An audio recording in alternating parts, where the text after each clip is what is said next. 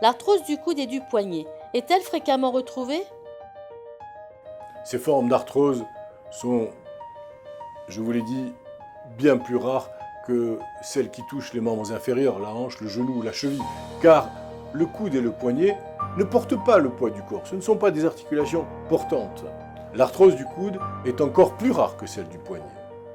Le plus souvent, ces types d'arthrose se développeront chez des personnes qui ont subi des traumatismes répétés, tels que des fractures ou des entorses, mais également chez certains sportifs qui sollicitent beaucoup le coude et le poignet, comme par exemple, bien sûr, les tennismen.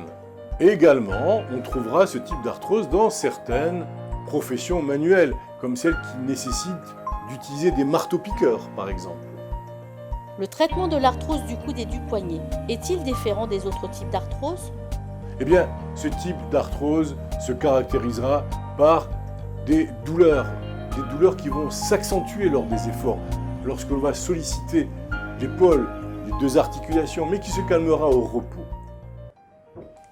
Il y aura là aussi une raideur matinale et il faudra un dérouillage de l'articulation pour qu'elle retrouve sa mobilité. En cas de crise, les douleurs se font plus fortes, mais la douleur liée à ce type d'arthrose est un peu mieux tolérée que les autres. Dans le cas de l'arthrose du coude, il faut savoir qu'il existe une difficulté à déplier totalement le bras. Quels sont les symptômes typiques de l'arthrose du coude et du poignet? Vous savez qu'on ne peut pas guérir l'arthrose, il n'y a pas de traitement de fond de l'arthrose. Mais on peut simplement, et c'est déjà beaucoup, atténuer les douleurs que provoque cette maladie.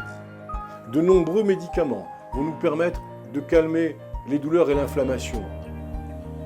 Le paracétamol est particulièrement conseillé. On pourrait également utiliser, bien sûr, des anti-inflammatoires non stéroïdiens.